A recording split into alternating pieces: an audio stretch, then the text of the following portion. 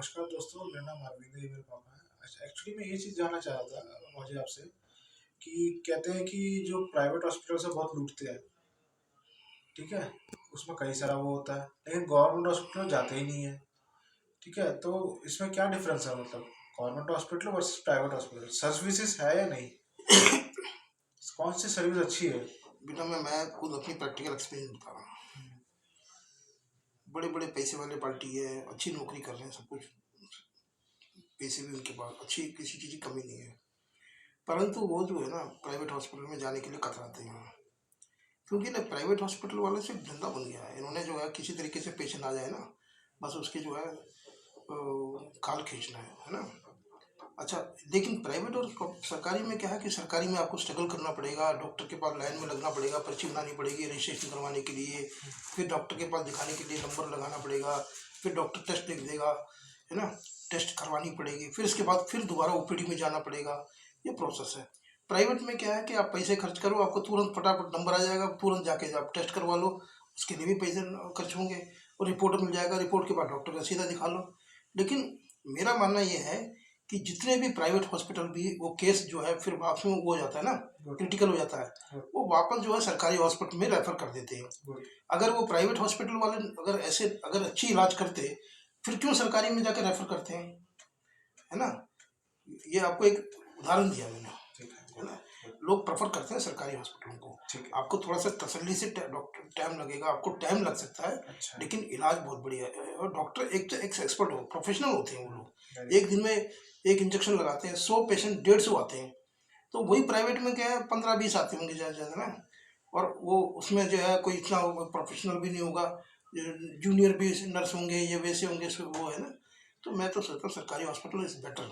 वहाँ पर दवाई भी जो है कम लिखेंगे, अच्छी टेस्ट करवाएंगे, थोड़ा थोड़ा। अब तो अच्छे अब तो बहुत अच्छी फैसिलिटी हो गई है ना। साफ सुथरा भी है, अच्छे डॉक्टर भी हैं। आपको अगर मान के चलो आपका पर्ची बन जाता है ना, तो आपको नंबर आ गया समझो डॉक्टर को दिखाने के लिए ना। ठीक है, तो मुझे ये बताइए कि हम लोग जो कुछ स्टूडेंट्स होते हैं, जैसे कि मतलब अगर उनका एम्बिशन पूरा नहीं हुआ तो सुसाइड कर लेते हैं, ठीक है? जब वो ऐसा क्यों हो रहा है कि मतलब वो एक्सपेक्टेशन उसको ज़्यादा थी अपने पर, या माँ बाप को थी, या माँ किसी और पे? देखो ये चीज़ें जो है ना, आपने बोला ना, ये तो मेरे समझ से तो बाहर ही है। इसके लिए मैं इसलिए दे रहा हूँ कि सुसाइड किस बात के लिए करना है। डट के मुकाबला करो, हर मुश्किल से सामना करो, है। कोई कोई दिक्कत है तो फिर पेरेंट्स से जाके बोलो कि मेरे साथ ये दिक्कत है, ये प्रॉब्लम है। और अपनी पेरेंट्स की परेशानी भी तो समझो ना, कि एक मान के चलो कि आपके घर पे जो प्रेशराइज क्यों हो रहा बंदा? पेरेंट्स का कारण, तो पेरेंट्स के कारण ही तो हो रहा है। फीस भर देते, सब कुछ करते, फिर भी नहीं कर पाया बंदा। नहीं, देखो पेरेंट्स क्या करेंगे, वो भी मजबूर है। महंगाई के दौर में वो भी परेशान है। एक आदमी कमा रहा, एक आदमी कमाने वाले हैं, उसका सोर्स कुछ है नहीं, तो क्या करेंगे। तो पेरेंट्स बोलेंगे कि भाई थोड़ा खर्चा कम करो, ये करो, वो है। आजकल का टाइम तो हर चीज़ में जो है कि हर चीज़ के लिए पैसे ही खर्च करना पड़ेगा, है। डिजिटल का ज़माना आ गया, डिजिटल का ज़माना आने से ये थोड़ी ना कि हमारे पास सोर्स ऑफ इनकम के सोर्स बढ़ चुके हैं करके, है ना। ऐसा कुछ नहीं है। तो आपको जो है सोच समझ के खर्च करना पड़ेगा, और ये जो छोटी चीज़ें हैं ना, ये सब चीज़ें अवॉइड करो। आप अपने मन से, दिल से, लगन से अच्छा काम करो। और ये चीज़ें जो बता रहे हो ना, ये दुख सुख तो ये लगा ही रहता है, लेकिन किसी चीज़ से पीछे मत हटो अपना। और तो ये जो पॉजिटिव सोच सोचो, और जो आपने करना है वो करो। मैं तो कहता हूँ कि एक आदमी एक और 5,000 भी एक महीने में कमाए ना, तो कोई बात नहीं है। ज़्यादा ज़्यादा की लालच मत करो, और धीरे धीरे ही आदमी आगे बढ़ेगा। उसमें जैसे जैसे काम सीखोगे, मैच्योरिटी आती जाएगी, एक्सपीरियंस बढ़ता जाएगा, तो फिर आप भी उसके मुकाबले में जो है वो कर सकते हो। लेकिन घर बैठे सोचने से, ये सोचते रहने से ये वो है, ऐसे कुछ नहीं होने वाला। वो आगे, वो इतना कमा रहा है, ये इतना कमा रहा है ना। ऐसे वो मेरा भाई इतना कमा रहा है, मैं नहीं कमा पा रहा हूँ, वो नहीं, ये गलत चीज़ें हैं। भगवान ने आपको हुनर दिया हुआ है, दिमाग दिया हुआ है, सब कुछ, शरीर आपका स्वस्थ है, तो आप अपने चल के अपना मेहनत खुद अपने बलबूते पे करो। क्योंकि एक एक मान के चलो, भाई है, ठीक है, उसका भी उसका भी पेट अलग, उसका भी पेट अलग है, आपका भी पेट अलग है। उसकी जब शादी हो जाएगी, उसके बच्चे हो जाएंगे, वो अपने परिवार के बारे में सोचेगा, अपने भाई के बारे में नहीं सोचेगा। तो उसी तरीके से आप जो है मेहनत करो, है ना, कमा के लाओगे तभी तभी बीवी बाल बच्चों को पालोगे। किसी के दूसरे के भरोसे थोड़ा रहोगे कि बाप कमा के देगा, माँ कमा के देगी या भाई कमा के देगा, नहीं, गलत है। अपना मेहनत खुद करो और वो अच्छा, वही आपको बरकत आएगी। आपको 5 चीज़ें बतानी है, ठीक है, मैं पूछूंगा हम्म, और मैं टॉपिक दे रहा हूँ आपको, हम्म, ठीक है। तो उसमें ये है, हम्म, आप स्टूडेंट्स के लिए 5 चीज़ें बताएं जो एकदम सख्त फॉलो करने के रूल्स बताइए, 5 रूल्स बताइए जो लोग 10th 12th में कॉलेज में हैं या जेई नीट का दे रहे हैं, ठीक है। 4 चीज़ें बताइए क्या करना चाहिए उनको, प्रिपरेशन वगैरह। देखो मैं तो ये कहता हूँ बेटा कि अलकत ज़्यादा मत करो, ठीक है। तो जल्दी उठो, नहा धो के फ्रेश हो जाओ। फ्रेश होने के बाद थोड़ा सा वो कुछ इंटरटेनमेंट देख लो, कोई टीवी वगैरह, कुछ न्यूज़ वगैरह देख लो। इसके बाद बेटा पढ़ाई करना शुरू कर दो। अच्छा, अगर इसके पढ़ाई शुरू करो, जो स्टूडेंट के लिए मैंने बताया, ये 10th 12th के लिए बता रहे हो। 10th 12th के लिए बता रहा हूँ मैं। इसके बाद थोड़ा सा वॉकिंग करना, वॉकिंग कर लो। इसके बाद थोड़ा सा घूम घाम के आ जाओ। इसके बाद सेल्फ स्टडी बहुत इंपॉर्टेंट है दोस्तों। फिर आपको कोचिंग भी जानी है तो कोचिंग भी चले जाओ, है ना, इसके बीच में। लेकिन कोचिंग का मतलब ये नहीं कि आप कोचिंग से 100% सक्सेस रहोगे, ये गलत है। आपके मन में ये धारणा जो है ना, ये बिल्कुल गलत गलत है। है। आप जो है अपने पर पेरेंट्स तो विश्वास पैसे रखो, खर्च कर रहे हैं, अपने पर पेरेंट्स विश्वास तो रखो। सोच रहे हैं कि भाई हमने कोचिंग लगा दी, हमारा बच्चा पास हो जाएगा, ये गारंटी नहीं है।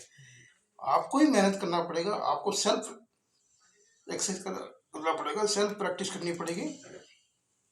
हर चीज़ को दिमाग में बैठाना पड़ेगा, उसका रिमाइंड करना पड़ेगा, याद करके फिर वही वही उसी तरीके से जो है पास हो। अच्छा, 10वीं हो 12वीं हो, आपको जो है अपनी मेहनत लगन से होना चाहिए। किताबें जो है आपको कुछ नहीं समझ आती तो आप कहीं और से भी जाके लाइब्रेरी से ही पढ़ सकते हो।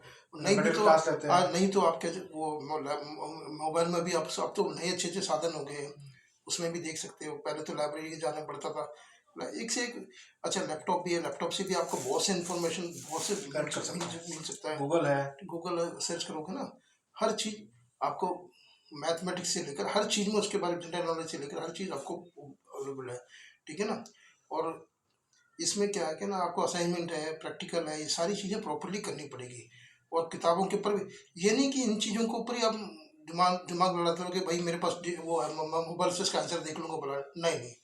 आपको 10वीं के बाद भी जो है, 12वीं में भी आपको जो है किताब से पढ़नी पड़ेगी, उसको आंसर ढूंढना पड़ेगा, उसको खुद सॉल्व करना पड़ेगा। और टाइम टू टाइम अपना टाइम टेबल बनाना पड़ेगा कि मैं इतने से बजे, इतने बजे तक पढ़ाई करूंगा, इतने से बजे मेरा खेलने का टाइम है, इतने से इतने बजे मूवी देखूंगा, और ये मेरा टाइम चाय का टाइम है, ये मेरा लंच का टाइम है, ये डिनर का टाइम है। और मैं कहता हूँ ना कि रात भर पढ़ने से कोई ज़्यादा वो नहीं होगा, लेकिन सवेरे सवेरे बैठ के 2 घंटे आराम से पढ़ोगे ना, रिलैक्स होके। और पढ़ाई भी ऐसे नहीं है कि तुम आप पढ़ने को घर पे पढ़ोगे तो टीवी चल रहा है, वो चल रहा है, नहीं। आपको सेपरेट जाके आराम से बैठ के पढ़ना पड़ेगा, जहाँ पर कोई शोर शराबा ना हो, कुछ ना हो, अच्छी तरह। अच्छा, दूसरा एक और भी चीज़ आपको मेन मुख्य बातें बताता हूँ। आप जो है ना, कोई भी चीज़ हो, टाइम टू टाइम अपडेट करके चलो। आज का फर्स्ट टर्म, जैसे फर्स्ट टर्म का, सेकंड टर्म का रिमाइंड आपने कर लिया यूनिट टेस्ट में, थर्ड टर्म का, फोर्थ टर्म का आपको रिमाइंड हो गया, तो उस तरीके से फाइनल का जो है उन एक मिक्सचर बन जाता है उनका, है ना। तो उसी तरीके से याद, ये पहला फर्स्ट टर्म का आपको यूनिट टेस्ट में जो जो टेस्ट है वैसे ही पास हो गया, सेकंड टर्म का भी हो गया यूनिट टेस्ट का। तो उस तरीके से आपको एक बहुत बड़ा वो वो मिल जाएगा, फीडबैक मिल जाएगा, है ना। इससे आप आराम से बहुत बैठ के पढ़ सकते हो, और ज़्यादा स्ट्रेस वगैरह नहीं है आजकल हमारे जैसे, पहले जैसे तो थे ना, वैसे 70 के दशक में, 80 के दशक में, 90 के दशक में जो पढ़ाई थी, तो इतना हार्ड नहीं है, बहुत सिंपल है। और ये भी बच्चे नहीं पढ़ सकते ना, तो मेरे ख्याल से तो बच्चे अब तो सिलेबस भी इजी कर दिया है ना, हर चीज़ डिजिटल बहुत प्लेटफॉर्म हो गया सब, जैसे बहुत कम हो गई। बायजूस, पता नहीं कौन कौन सा आ अरे रहा है। हमारे टाइम में तो एक एक आंसर के, एक एक क्वेश्चन के आंसर लिखने पड़ते थे, पाँच पहले पाँच छः टाइम छः में तो पेज। गाइड ला के लिखना पड़ता था। हाँ, तो अब तो वो सब चीज़ है नहीं। गवर्नमेंट ने बहुत पढ़ाई तो बहुत ही ईजी कर दी है, ये भी बच्चे नहीं पढ़ पाएंगे तो फिर क्या करेंगे बताओ। अगर एक बात बताइए पापा जी, सीबीएसई है लोग और बहुत सारा, सीबीएसई जो है पूरा इंडिया कवर करता है, लेकिन जो गवर्नमेंट स्कूल्स है ना, वही कह रहा हूँ सीबीएसई पर फॉलो करता है, लेकिन जो कुछ स्कूल्स है वो अदर मीडियम फॉलो करता है, उसमें क्या डिफरेंस है? वो प्राइवेट स्कूल है, वो अपने सिलेबस की किताबें अलग से, जो एनसीईआरटी मतलब में, उनका जो जैसे सीबीएसई और एनसीईआरटी से रिलेटेड है। हाँ, कुछ स्कूल प्राइवेट वाले, गवर्नमेंट स्कूल ने अपनी तरफ से कुछ न कुछ वो लगा रखा है हाँ, ना। तो वो उनके उनके सिलेबस के हिसाब से वो अलग है, वो चीज़ें अलग है, ठीक है ना। उन्होंने, लेकिन 10वीं और 12वीं में तो प्राइवेट पब्लिक स्कूल भी हो ना, प्राइवेट भी, तो उसमें कोई चेंजेस नहीं होगा। एनसीईआरटी को फॉलो करना पड़ेगा, सीबीएसई का पैटर्न में चलना पड़ेगा। और सीबीएसई हर तरीके थोड़ी ना है, सीबीएसई पूरे ऑल ओवर इंडिया नहीं है। तमिलनाडु में अलग है, अलग बोर्ड है, केरला में अलग बोर्ड है ना, उनकी गवर्नमेंट के अलग है, और आंध्रा में अलग है। सीबीएसई प्रॉपरली नॉर्थ इंडिया के अंदर ही ज़्यादा है ना, अच्छा राजस्थान। पापा जी एक बात बताइए, बस दो चीजें जो आज के टाइम पे एक चीज बताइए जो बहुत लोगों के लिए बहुत बड़ी मिसाल होती, दो चीज बताइए मुझे। मैं ये कहना चाहता हूँ बेटा, हर बच्चों से भी कि अपने पेरेंट्स को जो है इज्जत करो और उनका कहना मानो, और गलत संगत में मत पड़ो। Very good. जो बच्चे बच्चे गलत हैं उनके साथ मत मिलो। Very good. और अपने पैसे अगर कोई पेरेंट्स देते भी हैं, स्टूडेंट के लिए भी कह रहा हूँ, पॉकेट में सोच समझ के खर्च करो, अननेसेसरी पैसे मत खर्च करो, बचा के रखो। बचा के रखो। अगर एक एक पैसे भी, अगर एक एक रुपये भी बचाओगे ना, 10 दिन में 10 रुपये हो जाएंगे, है ना। ठीक है। तो इसलिए जो है, और बड़े बड़ों की सेवा करो, और सड़क वड़क में कहीं भी जाते हो गाड़ी का ध्यान रखो। और मोबाइल जो है रोड पे चलते हो, इधर चलते हो लीड लगा के, ऐसे नहीं बेटा, क्योंकि आप ये समझो कि आपके पीछे भी आपके और भी लोग हैं जो आपके ऊपर डिपेंडेंट भी है, आपके सुख तक भी है ना। घर वाले बच्चे घर से बाहर निकलते हैं तो बच्चों को के बारे में माँ बाप को भी टेंशन होता है कि बच्चा अभी तक क्यों नहीं आया है, क्यों फोन में क्यों नहीं फोन उठा रहा है, फोन जो है आउट ऑफ कवरेज आ रहा है, ये है वो है। ये चीज़ों को ध्यान रखो, और समय समय पर पढ़ाई पर ध्यान, मेहनत करते रहो, पढ़ो अच्छी तरह, तरक्की करो।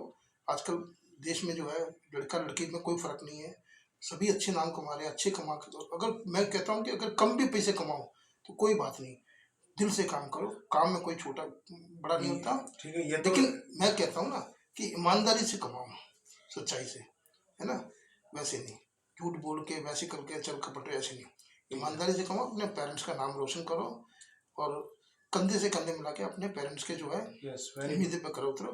अच्छा, बहुत अच्छी बात बताया। अच्छा, आपने पुराने अगर आपने इतिहास देखा होगा ना, अब्दुल कलाम या कई चीज़ों को लेके, प्रणब मुखर्जी हैं राष्ट्रपति, इन्होंने कैसे कैसे पढ़ाई की है आपको पता ही नहीं होगा। इन्होंने टेंथ में पढ़ाई करी है, कोई कॉन्वेंट स्कूल में नहीं पढ़ाई करी है इन्होंने। महात्मा गांधी ने तो बाहर जाके विदेश में जाकर पढ़ाई करके आए थे। नेहरू जी की, गांधी जी की सारी चीज़ें देखो।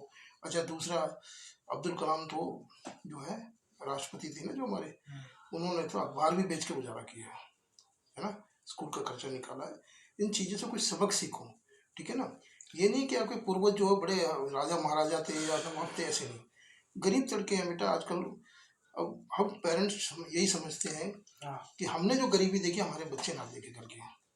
तो पेरेंट्स का भी जो है इज्जत करो, अपने नाम का कुल का भी रोशन करो, और खुद मेहनत करो, यही मेरा मूल मंत्र है।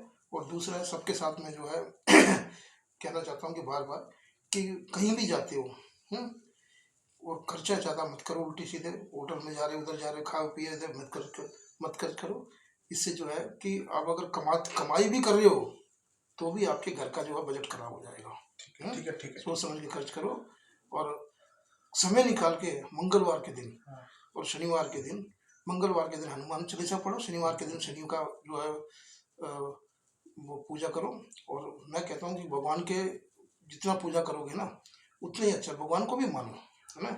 इस संसार में हमारे पास कुछ नहीं है, जो करने करने वाला सबका मालिक एक ही है ना।